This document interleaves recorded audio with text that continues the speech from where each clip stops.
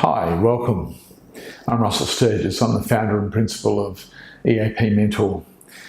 This is the first in a series of 5 blogs that I'm going to be doing on the foundation principles of the Enhances Awareness program. Principle number 1, the one that we are going to be looking at today, states that the body is a symbol of consciousness. Having been a health professional for many years, I got to see this firsthand when I was able to witness changes that would take place within the framework of people's bodies as their state of consciousness changed. And I was able to witness it even for myself in a very drastic way, because there was a time in my own journey where, and I'm not talking that long ago, only 16 years ago, I weighed 143 kg. And today I sit here, I'm sitting at around 88, 89 kg. My body reflected a shift in consciousness. So in order of the changes that took place, it saw my body go from being obese to being in the shape that it is today, came as the direct result of my state of consciousness transforming. So let me take a moment just to describe how I see consciousness. Consciousness, from my perspective, is a spectrum. And the spectrum sits between the state of being ignorant, when you don't know that you don't know, to, at the other end of the continuum, the state of being mindful. And in the context of EAP, we describe mindfulness as remembering in each moment that you have a more self-loving alternative, or that there's an option. And so the continuum then of consciousness is that there's everything in between that. And of course, what bridges the gap from being in this place of ignorance to getting into this place of being more mindful is awareness. So let's take a moment to understand what awareness is. And so essentially awareness is gaining more knowledge and understanding. So it's being able to have more information. That means that you are no longer ignorant, but because you have more information, are in a position to begin to make choices. When we're in the state of ignorance, you don't make choices. You tend to function based on how you've been programmed to function. And so as you are given more knowledge and understanding, you're in a position to make different choices. Now, there's a difference, of course, between knowledge, understanding, and wisdom. So wisdom is when the love factor is added on to knowledge and understanding. And so let me describe a little bit about what I mean there. So you could have somebody who smokes, and it's as a result of maybe advertising, it could be peer pressure, it's something that they grew up with. In other words, there's lots of things that are responsible for having people take up smoking and then continue to do it. Of course, there's lots of information now around that points out the dangers and the consequences of smoking. So just because people have more information that helps them understand that smoking is harmful, doesn't mean to say that they change their behaviour. So in other words, they can have a cigarette packet that's got really grotesque images of the diseases that come as a consequence of smoking, but that doesn't change their behaviour. And so just because somebody is less ignorant doesn't mean to say that that facilitates a change in what it is that they do in terms of acting in ways that are more self-loving or more beneficial. There's a point, though, where people often begin to suffer. In other words, they begin to hurt, and this then becomes a momentum for changing behaviour. And so in the case of smoking, they might find that they're short of breath, or there might be symptoms of heart disease, or there could be things that are starting to manifest that sort of go, this doesn't serve me in terms of my health to continue to carry on this behaviour. So I need to change my behaviour. And so the obvious place where people go with this then is to become determined or willful about changing the behaviour. They don't really want to do it. In fact, they would prefer not to. And so what happens is people then start to force themselves to change their behaviour in order for them not to suffer, not to have to experience the pain or the discomfort or the lack of benefits or the impact of what it is that they're doing. Now, in Buddhist philosophy, he referred to these three states of relating to behaviour as the three poisons. So the first one, which he refers to as being ignorance, is purely when you don't know that you don't know, when you don't know that there's another way of doing something, and you function purely from programming. And then he talks about avoidance, and that's where essentially you've been given more information, but you avoid changing behaviour. It's the no type behaviour where I don't want to hear this. I now have knowledge and understanding that it doesn't serve me to do this, but it's too difficult, or I enjoy what I'm doing too much to change my behaviour. And then, using my words, the third category of poison, of these three poisons, is attachment. And this is where I'm really attached, but I know it doesn't serve me to continue to do this, and I must and I have to change my behaviour, and so therefore I discipline myself or I force myself to change it.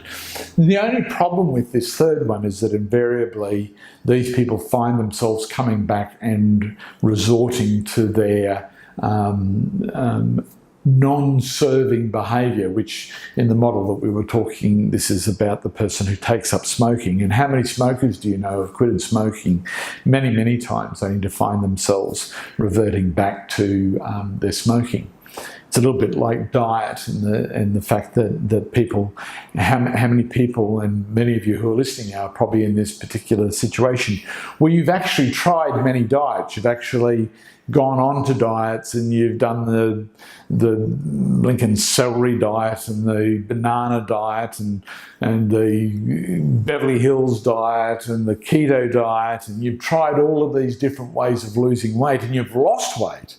You've successfully lost weight, but then the wheels come off and you're not able to sustain it, and then you find yourself reverting back to your old patterns of eating. And of course, invariably, and this was what happened to me, invariably I ended up having more weight or putting on more weight than what I had when I first started the diet.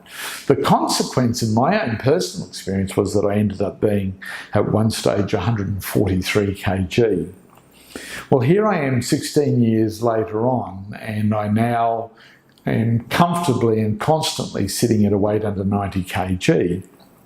And so I've lost over 50 kg, and I've been able to sustain that now. Although in the ensuing time between now and that 16 years ago, I had times where my weight fluctuated, where it went up and down. And I had moments where I managed to get underneath 90 kg, but I found myself going back. And never I got to the point where I was back up to 140, but I got up to, I managed to get up to 102 or 3 kg, and then I could get it back down, and I could sit at 95 kg and 94 kg, and now I consistently sit underneath 90 kg. Something quite substantial was different in the process, and it was the state of consciousness. And the thing that changed for me in terms of my state of consciousness was that I became more aware of my worth. So in other words, as I began to explore my state of consciousness that led to my behaviours, I realised that most of my behaviours were a direct result of not being self-loving. And when I studied people who successfully were able to sustain change and seemed to do it almost effortlessly, the thing that I noticed was that the thing that motivated their behaviours or their change in behaviours was that it was about self-loving choices, that they were making choices that that were motivated by wanting to be more self-loving. And as I explored and understood that more, I realised that we can only make self-loving choices when we have a greater sense of self-worth. And so what happened in my journey was that I had to become more conscious of my personal worth, of my value. And to do that, I talk about that in the written blog associated with this video, is that I had to let go of a belief that I had held, certainly from childhood, of my lack of worth. And I had to replace that with the understanding that I had true value and that I had true worth. And that as I expanded that sense of self-worth, it became easier for me to then start to make choices that reflected that worth. And so therefore I was able to be more mindful of the self-loving alternatives. So in my particular case, this got me to the place where I started to recognise how foods laden with sugar, foods that were primarily based on refined carbohydrates, weren't serving me, weren't loving choices. And so what ended up happening was I started to reduce the amount of foods that had been sugar enhanced, and I was able to start to reduce the amount of starches and refined carbohydrates to the point where primarily I was able to remove nearly all of those things out of my diet, and that it was done very, very easily. In other words, what happened was my choice to cut those things out of my diet was a self-loving expression, which meant that I didn't have to discipline myself to say, no, I don't want to eat these things. I didn't have to force myself to stop eating them. I actually easily made the choice not to eat those things because they weren't loving in terms of what was going on in my health and well-being. The result being that I was able to sustain the weight that I'm able to do now, and that it comes really naturally and comes very, very easily.